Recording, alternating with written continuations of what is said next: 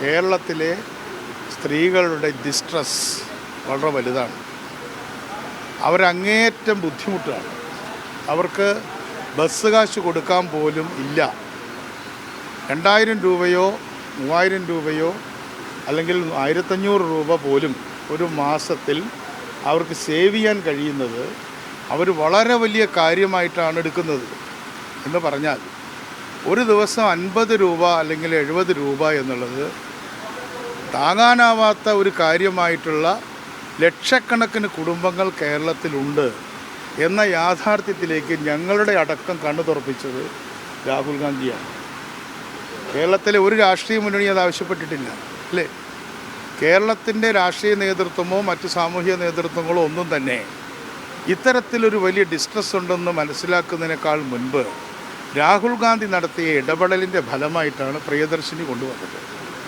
ഇനി ഈ പ്രിയദർശിനി കൊണ്ടുവന്ന പോലെ തന്നെ 3 മേഖലകളിൽ ഇടപെടണമെന്നാണ് ഞാൻ പറഞ്ഞതിൻ്റെ സ്പിരിറ്റ്. ഏതൊക്കെയാണ് ആ 3 മേഖല?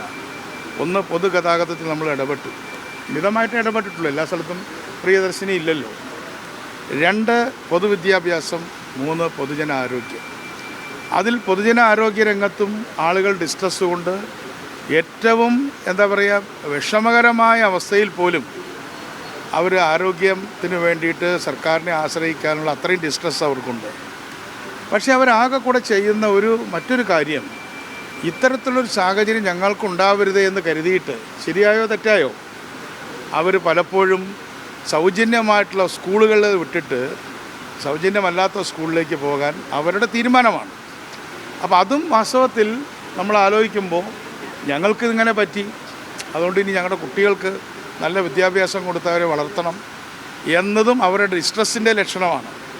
ഇതാണ് ഞാൻ പറഞ്ഞത്. പക്ഷേ അത് ക്ഷമിക്കണം, സ്ത്രീകളെ അധിക്ഷേപിക്കുന്നതാണ് എന്ന് പറയാനുള്ളവരുടെ സ്വാതന്ത്ര്യത്തെ ഞാൻ ചോദ്യം ചെയ്യുന്നില്ല. പക്ഷേ എന്നെ സംബന്ധിച്ചിടത്തോളം ഞാൻ അവരോടൊപ്പം നിൽക്കുന്ന ഒരാളാണ് എന്ന് നിങ്ങൾക്കറിയാമോ ഇല്ലയോ എന്നുള്ളത് എൻ്റെ പ്രശ്നമല്ല. അങ്ങനെയാണ്. ഇനിയും അതിൻ്റെ കൂടെ തന്നെയാണുള്ളത്. പ്രിയദർശിനിയുടെ വമ്പിച്ച വിജയം, ആ വമ്പിച്ച വിജയവുമായിട്ട് ഞങ്ങൾ മുന്നോട്ട് പോകും. പക്ഷേ അതിനിടയിൽ നിങ്ങൾ തന്നെ ഉന്നയിച്ചു, പലരും പറഞ്ഞു പ്രൈവറ്റ് ബസ്സുകാർക്ക് ചില പ്രശ്നങ്ങളുണ്ടായി. അതും പരിഹരിക്കപ്പെടേണ്ട ഒരു കാര്യമാണ്. അത് പരിഹരിക്കാനുള്ള പരിശ്രമങ്ങളും നടത്തുന്നുണ്ട്. എങ്ങനെ പബ്ലിക് ട്രാൻസ്പോർട്ട് കൂടുതൽ പീപ്പിൾ ഫ്രണ്ട്ലി ആക്കാൻ പറ്റും. ഇപ്പോൾ സ്ത്രീകളുടെ കാര്യം മാത്രമേ നമ്മൾ നോക്കിയിട്ടുള്ളൂ. ഇപ്പോൾ വിദ്യാർത്ഥിനികളെ സംബന്ധിച്ചിടത്തോളം യൂണിവേഴ്സിറ്റിയിലൊക്കെ 85% കേരളയിൽ ഇപ്പോൾ പെൺകുട്ടികളാണെന്നുള്ളതുകൊണ്ട് പെൺകുട്ടികളുടെ കാര്യത്തിൽ വളരെ സഹായം ഉണ്ടായിട്ടുണ്ട്. അപ്പോൾ ആ തരത്തിൽ എങ്ങനെ പബ്ലിക് ട്രാൻസ്പോർട്ടിനെ വിപുലീകരിക്കാം, നമ്മുടെ നാട്ടിലെ ഡിസ്ട്രസ്സിനെ എങ്ങനെ നമുക്ക് മനസ്സിലാക്കാം എന്നതാണ് എൻ്റെ അടിസ്ഥാനപരമായ വിഷയം. പ്രതിപക്ഷത്തെക്കുറിച്ച് താങ്കൾ പറഞ്ഞുകൊണ്ട് ഞാൻ പ്രതിപക്ഷത്തായിട്ടൊന്നും കോൺഫ്രണ്ടേഷനൊന്നുമില്ല. അപ്പോൾ ഈ പ്രിയദർശിനി ആദ്യത്തെ ദിവസം ബഹിഷ്കരിച്ചു എന്നല്ലാതെ അവരിപ്പോൾ ഞങ്ങൾക്കെതിരായിട്ടൊന്നും എന്തെങ്കിലും സ്റ്റേറ്റ്മെൻ്റ് ഒന്നും കൊടുക്കുന്നില്ല.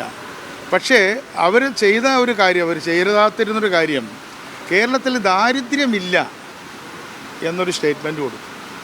വെറും സ്റ്റേറ്റ്മെൻ്റ് അല്ല. കേരള ഗവൺമെൻറ്, പിണറായി വിജയൻ ഗവൺമെൻറ് എന്താ പറഞ്ഞത്? ദാരിദ്ര്യം അവസാനിപ്പിച്ചിരിക്കുന്നു, കേവല ദാരിദ്ര്യം പ്രത്യേകിച്ച് അവസാനിപ്പിച്ചിരിക്കുന്നു.